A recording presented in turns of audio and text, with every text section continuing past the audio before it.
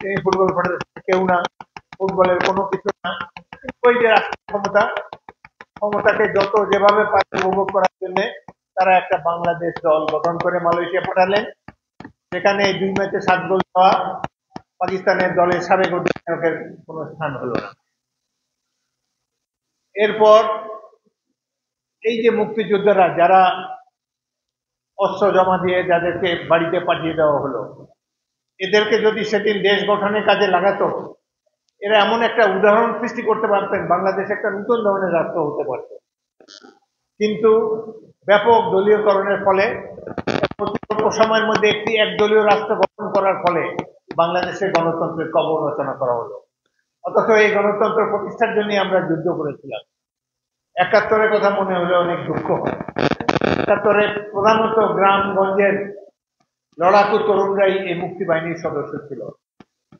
যদি 25শে মার্চে ভয়াবহ ক্র্যাকডাউনের পর ইস্ট বেঙ্গল রেজিমেন্টের 5টি ব্যাটালিয়ন 5টি ক্যান্টনমেন্টে যদি বিদ্রোহ না করত, মেজর জিয়াউর রহমান যদি স্বাধীনতার ঘোষণা না দিতেন, তাহলে আর এই মুক্তিযুদ্ধ হতো।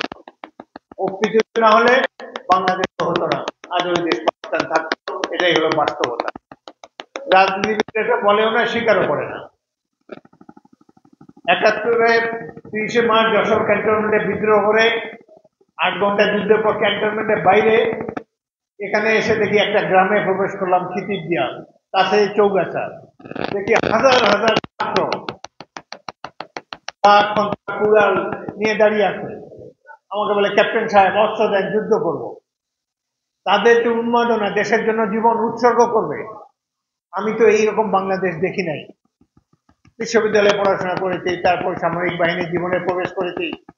বাঙালিদের মধ্যে যে এত লড়াকু সৈনিক, জীবন উৎসর্গ করার জন্য সদা প্রস্তুত, একটি আধুনিক পাকিস্তানি বাহিনীর বিরুদ্ধে খালি হাতে তারা যুদ্ধ করতে চায়, এই যে দুঃসাহসী বাঙালিদেরকে দেখেছি, আমাদের জীবনের সবচেয়ে বড় গৌরব।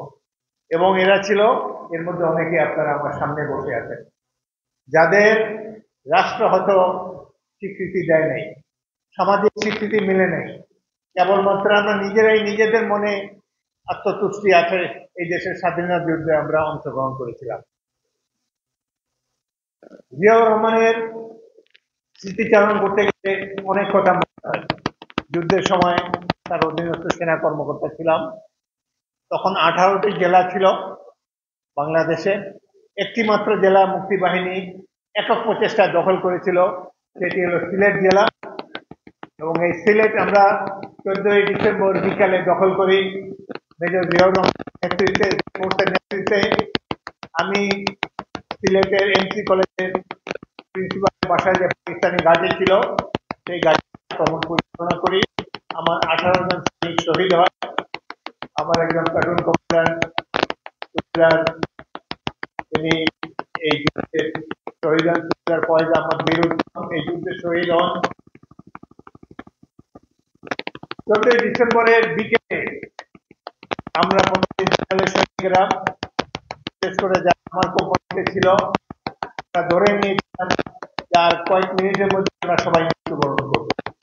চোখের সামনে পাক বাহিনী আক্রমণে আমাদের যখন 18 জন নিহত হলো, সেই সময় আমরা প্রাণপণ যুদ্ধ করে টিকেছিলাম। এই যুদ্ধ পরিচালনা করেছিলেন মেজর জিয়াউর রহমান। আপনারা জানেন যে আধুনিক যুদ্ধ বেতার সেটের মাধ্যমে কমান্ডাররা পরিচালনা করে। আমার হাতে বেতার যন্ত্র, পেছনে 1 মাইল পিছনে জিয়াউর রহমান হেডকোয়ার্টার নিয়ে প্রতি মুহূর্তে জানতে চাচ্ছেন। আমি বললাম, স্যার প্রতি মুহূর্তে যুদ্ধের গতি প্রকৃতি চেঞ্জ হচ্ছে। একজন ভারত